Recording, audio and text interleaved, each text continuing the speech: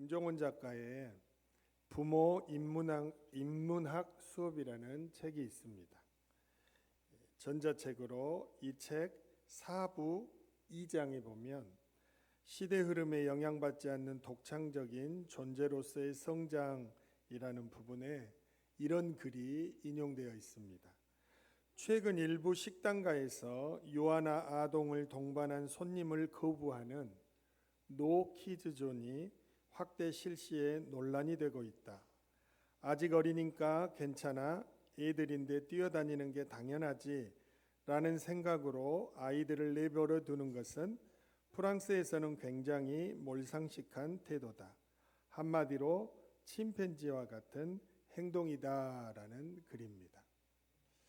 프랑스는 어려서부터 아이들을 정숙하게 하는 그런 훈련과 교육을 참 잘하는 나라입니다. 그래서 프랑스는 우리나라하고 달라요. 그런데 우리나라도 고급 식당가나 또는 이렇게 좀 시끄러운 아이들이 오면 격이 떨어진다고 생각하는 장소들에서 이 아이를 동반한 부모들이 식당이나 기타 상가를 이용하지 못하게 하는 일이 발생한다는 것이죠. 그리고 그렇게 아이들이 뛰어놀도록 식당 안에서 내버려 두는 것은 몰상식한 행동이다. 이렇게까지 평가를 하고 있다는 것입니다. 어찌 보면 신나게 뛰어놀고 자라야 할 우리 아이들에 대한 태도가, 우리 어른들의 태도가 조금은 염려스럽지 않나 하는 생각을 하게 되는 것이죠.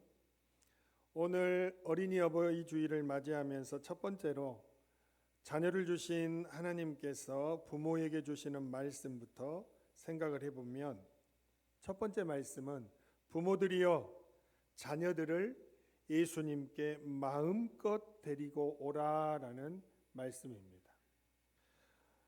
왜 그럴까요? 예수님은 어떤 아이를 데려와도 다 반겨주십니다. 예수님은 어떤 아이가 예수님께 오든 금하시지 않기 때문입니다. 오늘 말씀을 보면 마태복음 19장 13절에 그때의 사람들이 예수께서 안수하고 기도해 주심을 바라고 어린아이들을 데리고 오매 기록하지요. 예수님께는 우리 아이가 데리고 갔을 때 까불까 또는 가서 예수님 하시는 사역에 방해될까 그것을 생각하기 전에 우리 아이를 예수님께 데리고 갔을 때 이 아이에게 복을 주실 것이다 라는 그런 간절한 기대를 바라고 예수님께 나아가는 것이 먼저라는 것입니다. 그래서 혹 반대에 부딪혀도, 아이들을 데려오는 것에 있어 반대에 부딪혀도 예수님께 데리고 오라는 것이죠. 마태복음 19장 13절에 제자들이 꾸짖건을 합니다. 제자들이, 어린아이들이 예수님 사역의 현장에 오니까 꾸짖었어요. 데리고 가라고 부모들에게. 그러나 이런 방해에도 불구하고 부모들이 해야 할 일은 예수님께 데리고 오는 것입니다. 또 예수님은 이렇게 데리고 오는 것을 당연하게 여기시기 때문에 우리는 아이들을 자꾸 교회로, 예수님 앞으로 데리고 와야 하는 것이죠. 마태복음 19장 14절 말씀입니다. 예수께서 이르시되 어린아이들을 용납하고 내게 오는 것을 금하지 말라 말씀합니다. 예수님은 아이들이 내게 오는 것이 당연하다는 거예요. 용납하고 절대로 금하지 말라는 것입니다. 그래서 우리 부모들은 아이들을 하여튼 예수님 앞으로 데리고 가는 것이 가장 선하고 아름다운 부모의 역할임을 말씀하고 계시는 것이죠. 이렇게 아이들을 예수님 앞으로 데리고 가잖아요. 그러면 우리 예수님은 두 가지의 반응을 보이십니다. 첫째로는 아이들을 귀하게 여겨주시는 예수님의 모습을 보여주십니다. 마태복음 19장 14절입니다. 예수께서 이르시되 어린아이들을 용납하고 내게 오는 것을 금하지 말라. 천국이 이런 사람의 것이니라 하시고 말씀하십니다. 천국이 이런 어린아이들과 같은 사람의 것이래요. 얼마나 예수님이 아이들을 존귀하게 여겨주는지를 우리에게 보여주지요. 예수님은 아이들을 데려오면 언제나 반겨주시고 환영해주시고 높여주신다는 사실을 우리 부모님들이 꼭 기억해야 할 줄로 믿습니다. 두 번째로 예수님의 반응은 아이들을 축복해 주십니다. 마태복음 19장 15절 말씀입니다. 그들에게 안수하시고 거기를 떠나시니라 말씀하시죠. 공동번역 개정판은 이렇게 번역을 해놨어요. 그리고 그들의 머리 위에 손을 얹어 축복해 주시고 거기서 축복해 주시고 나서 그곳을 떠나셨다, 이렇게 번역합니다. 예수님께 데리고 오면 어느 한 아이도 빠지지 않고 전부 축복해 주시고 나서 다시 사역의 길로 떠나셨다, 이렇게 성경은 기록하는 것이죠. 오늘 또 부모님들과 함께 나온 우리 아이들, 어린이 성가대 한 아이도 빠짐없이 예수님께서 귀히 여기시고 다 복을 주셔서 보내시는 줄 믿습니다. 부모인 나로 인해 우리의 자녀들이 이런 주님의 축복을 누릴 수 있다면 계속 해야 되겠어요? 안 해야 되겠어요? 네, 계속 해야 되겠죠. 그래서 오늘 설교 제목이 계속할래요? 입니다. 계속 해야 해요. 언제까지? 예수님이 싫어하실 때까지. 그런데 예수님은 우리 아이들 데려오는 것을 절대로 싫어하지 않으시기 때문에 언제나 우리의 자녀들을 주님 앞으로 인도해서 늘 귀히 여김받고 높임받고 복을 받는 자녀로 만들 수 있기를 간절히 바랍니다. 어린이 어버이 주일을 맞이하며 두 번째로는 부모님을 주신 하나님께서 자녀들에게 주시는 말씀입니다. 보통 우리의 자녀들은 엄마 아빠의 기쁨이죠. 그런데 커가면서는 근심을 많이 안겨줍니다. 왜 그럴까요? 오늘 구약성경 잠언 23장 22절에 이렇게 말씀하지요. 너를 낳은 아비에게 청종하고 내 늙은 어미를 경히 여기지 말지니라 말씀하십니다.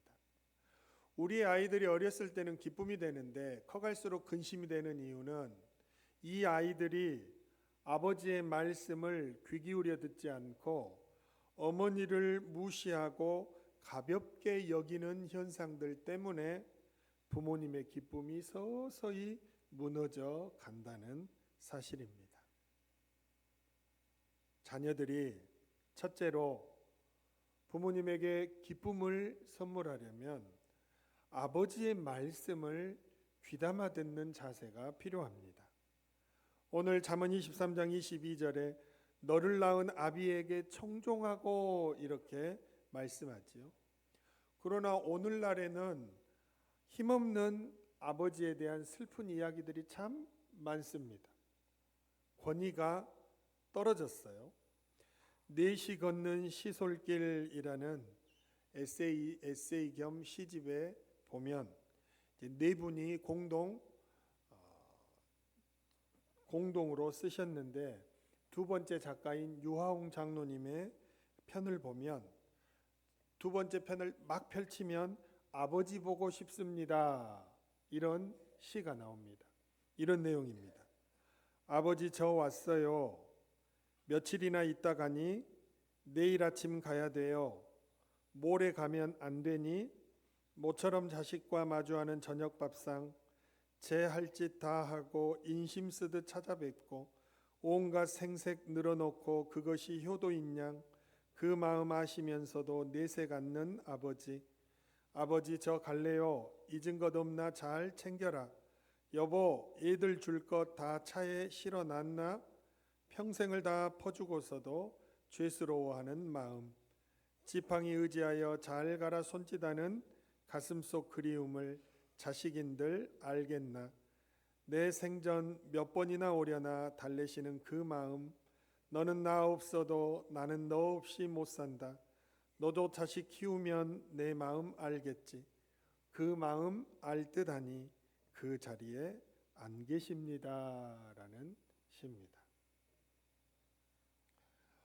아버지를 존중하고 아버지를 높여드리고 아버지의 말씀을 경청하는 자녀들이 없는 거죠. 아버지의 마음을 헤아릴 마음도 없는 것입니다. 이것은 설교를 하고 있는 저나 오늘 앉아서 말씀을 듣는 여러분이나 아마 비슷할 것입니다.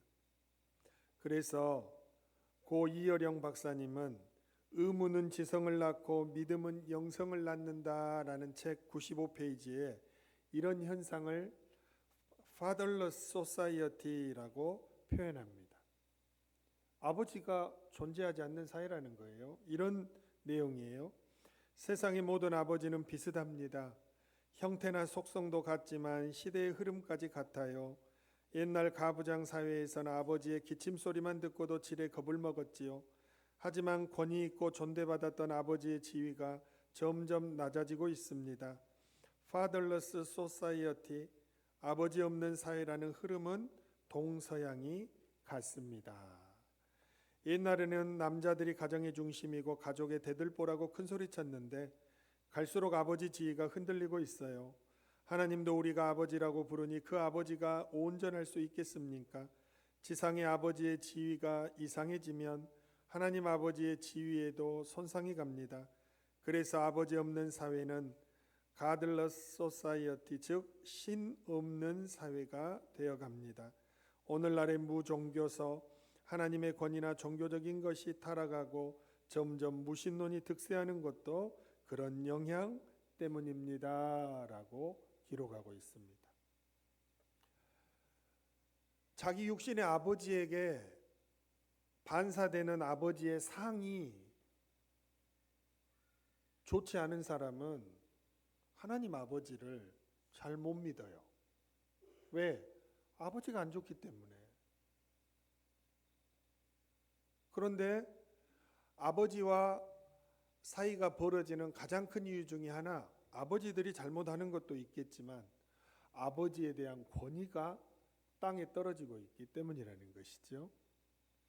아버지의 말씀을 경청하고 아버지의 말씀을 따르려고 노력하면 아버지와 자녀 간에 어떤 좋은 관계가, 유대가 이루어질 텐데 그런 것이 많이 깨져버린 사회라는 것입니다. 이것은 결국 아버지 없는 사회는 하나님 없는 사회를 야기시키는 현상을 초래한다고 말하는 거예요.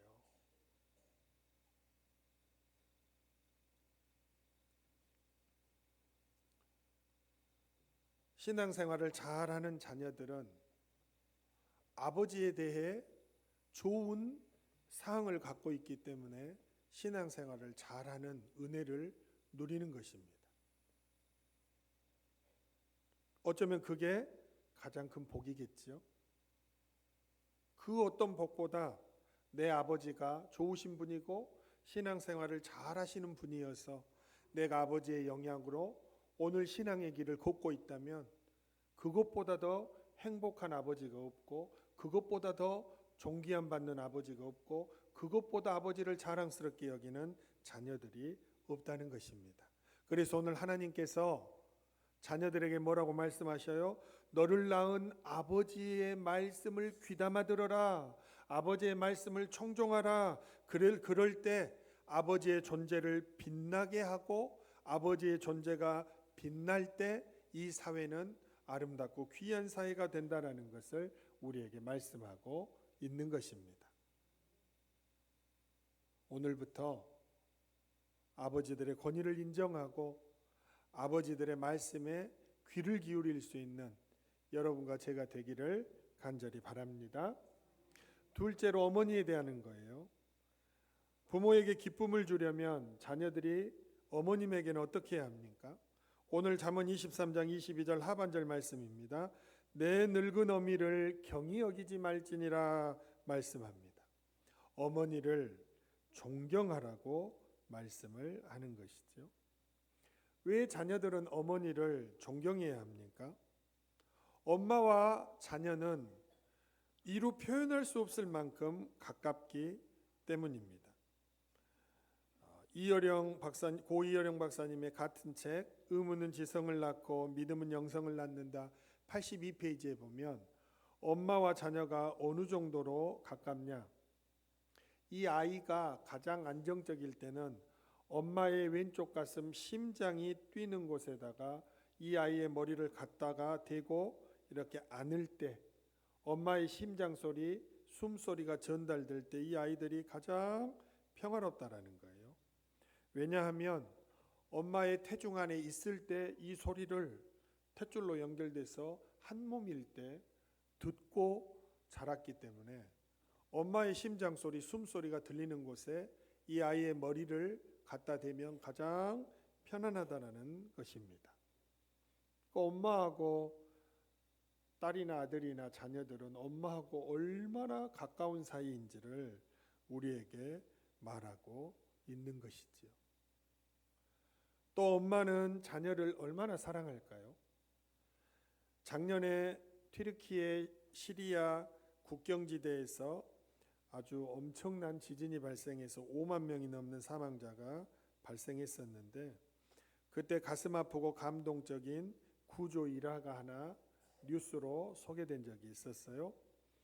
폐허가 된 집터를 모든 구조팀이 구조하려고 하고 있을 때 젊은 여성의 집 주변에 그 젊은 여성 하나가 보였어요. 묻혀 있는데 그 여성의 자세가 좀 이상했던 것이죠. 이 신께 무릎을 꿇고 기도하는 것처럼 상체는 앞으로 이렇게 기울어지고 무릎을 꿇고 이 밑에다는 뭔가를 보호하고 있는 듯한 그런 자세였던 거예요. 그런데 이제 구조팀이 여인이 이렇게 하고 있기 때문에 이 여인을 발견하고 나서는 그냥 가려고 했어요. 그런데 구조팀장이 이상하다. 그리고는 구조팀장이 다시 탐색에 나서서 땅을 파고 했더니 이 여인이 웅크린 채 이렇게 구부린 이 밑에 꽃무늬 담요로 둘러싸인 3개월 된 아기가 이 밑에서 발견이 된 것입니다. 어떤 이유일까요? 지진으로 인해 집이 붕괴되는 그 급박한 순간에 자기 아기를 보호하기 위해 아이를 밑에 두고 어머니가 거의 본능적으로 몸을 웅크려서 이렇게 밑에 아이를 숨긴 것이죠. 위에서 떨어지는 이 지붕이며 그런 콘크리트 덩어리에 이 엄마는 목이나 척추나 온 등이 다 부셔지고 결국에는 죽게 되는 일이 일어난 것입니다. 그런데 이 엄마의 담요를 딱 펴자 엄마의 핸드폰이 나왔는데 그 휴대폰에 문자로 글이 쓰여 있었는데 내용이 다음과 같았습니다.